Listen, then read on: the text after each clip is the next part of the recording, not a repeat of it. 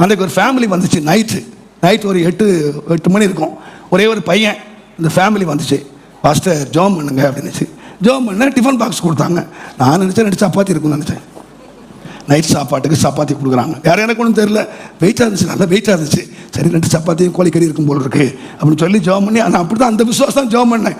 ஏன் விசுவாசம் அதுக்குள்ளே எனக்குன்னு சப்பாத்தி இருக்குது. ஆனால் அந்த காணிக்கை வாங்கிட்டு போன பிறகு திறந்து பார்த்தா அந்த டிஃபன் கேரியர் ஃபுல்லாக கோல்டு, ஃபுல்லாக ஜுவல். எனக்கு ஹார்ட்டே வெடிச்சிடற மாதிரி இருக்கு. ஆனால் கடவுளே, டிஃபன் பாக்ஸ் ஃபுல்லாக என்ன இருக்கு? உங்களுக்கு வெடிச்சிட போகுது. கஞ்ச கருமிகளுக்கெல்லாம் வெடிச்சிட போகுது. சிலர் சொல்றாங்க தசாமாக கொடுக்கணுமா. அன்றைக்கு உள்ளதெல்லாம் வித்து கொடுத்தாயா? புதிய ஏற்பாட்டில் எவ்வளவு கொடுத்தான்? தனக்குண்டான எல்லாவற்றையும் விற்று கொடுத்தார்கள். கர்த்தர் அவங்களை ஆசீர்வதித்தார். ஏங்க, நான் தங்கத்தை வாங்கி, அப்பா என் பேத்திக்கு வேண்டி இருக்குல்ல, எனக்கு 4 பேத்தி இருக்கா அப்படின்னு காட்ரேஜ் பேரில் பூட்டி வைக்கல. உடனடியாக விற்றேன்.